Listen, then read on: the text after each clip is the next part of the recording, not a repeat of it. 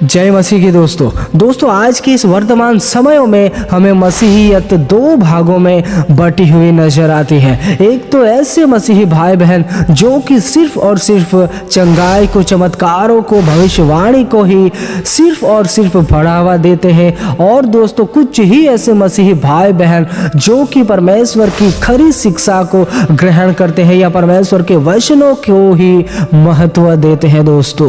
दोस्तों इसमें सवाल यह उठता है कि मैं और आप किस कैटेगरी में या किस भाग में आते हैं। दोस्तों क्या आपका और मेरा सिर्फ और सिर्फ यही लक्ष्य है कि चंगाई, चमत्कार को प्राप्त करना ही हमारा लक्ष्य है कि हमारे जीवन से कोई भविष्यवाणी हो जाए या मेरे विषय में कुछ भविष्यवाणी हो जाए, मेरे जीवन में चंगाई, छुटकारा ही हो जाए, या फिर मेरे जीवन में अचंभे काम हो, मेरे जीवन में आशीषों की कमी ना हो। दोस्तों अगर मेरा और आपका सिर्फ और सिर्फ इसी पर ही मसीहियत निर्भर है तो दोस्तों आपको और मुझे सावधान होने की जरूरत है। दोस्तों ऐसा नहीं है कि हमारे जीवन में चंगाई, चमत्कार नहीं होना चाहिए। दोस्तों मेरे और आपके जीवन में चंगाई, चमत्कार होने चाहिए, परंतु चंगाई, चमत्कारों से भी बढ़कर हमारा लक्ष्य, हमारा फोकस परमेश्वर के वचनों पर ही होना चाहिए। क्योंकि दोस्तों चंगाई और चमत्कार तो सिर्फ और सिर्फ हमारी शारीरिक के लिए ही है,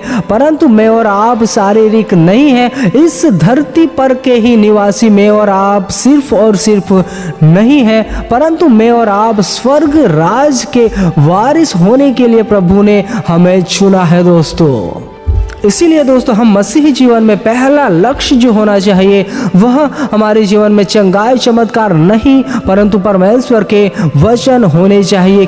क्योंकि दोस्तों मुझे और आपको स्वर्ग राज में, जो परमेश्वर ने मुझे और आपको स्वर्ग राज के वारिस होने के लिए बुलाया है, दोस्तों मुझे और आपको स्वर्ग राज में चंगाई, चमत्कार या भविष्यवाणी नहीं ले जाने पाएंगी, परंतु केवल और केवल यीशु और यीशु के वचन ही मुझे और आपको स्वर्ग ले जाने पाएंगे। दोस्तों अगर हमारा जीवन सिर्फ और सिर्फ चंगाई पर या सिर्फ और सिर्फ आशीषों पर, चमत्कारों पर, भविष्यवाणियों पर ही निर्भर है तो हमें जितना जल्दी हो सके इससे बाहर निकालना है। दोस्तों क्योंकि दोस्तों हमारे जीवन में चाहे आशीषों की वर्षा हो, चाहे चिन्हों चमत्कारों की वर्षा हो, चाहे अद्भुत अनोखे काम हो, हमारे विषय में भविष्यवाणी की जाएगी, हमारे जीवन में भविष्यवाणी भी होगी, परंतु दोस्तों मैं और आप परमेश्वर के वचनों के अनुसार हमारे जीवन को ही नहीं बिताते होंगे तो ऐसी भविष्यवाणी, ऐसे चमत्कार हमारे किसी काम के नहीं रहेंगे। क्योंकि वचन ही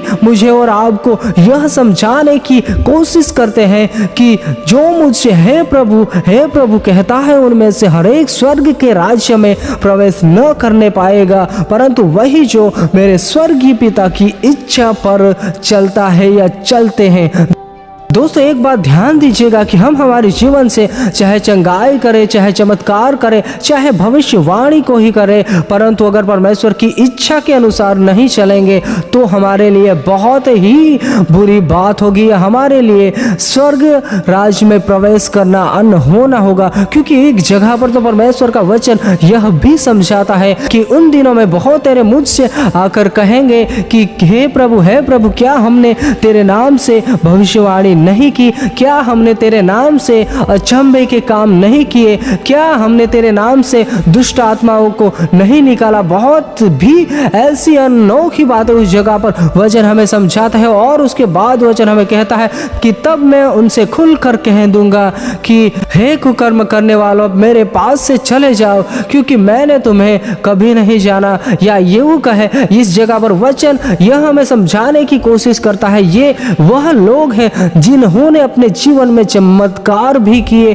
चंगाई भी की और अनोखे काम किए, भविष्यवाणी भी की, परंतु दोस्तों इन लोगों का जीवन परमेश्वर के वचनों के आधारित नहीं था। इसीलिए परमेश्वर का वचन इस जगह पर ऐसा कह रहा है क्योंकि दोस्तों वचन हमें और भी जगह पर बहुत ही साफ साफ कहता है कि जो मुझसे है प्रभु कहता है उनमें से हर एक स्वर्ग के राज्य में प्रवेश न करने पाएगा, परंतु वही जो मेरे स्वर्गीय पिता की इच्छा पर चलता है। दोस्तों साफ साफ प्रभु यीशु मसीह हमें कहते हैं कि हर एक स्वर्ग के राज्य के लिए नहीं होगा, परंतु वही जो परमेश्वर की इच्छा पर चलेगा, इच्छा पर यानी कि वचनों के अनुसार चलेगा, उन लोगों के लिए ही स्वर्ग राज्य है। इसीलिए दोस्तों अपने जीवन में हम चंगाई, चमत्कार, छुटकारा, भविष्यवाणियों से भी ज्यादा परमेश्वर के वचनों को महत्व दे, परमेश्वर के वचनों के अनुसार हम जीवन बिताए ताकि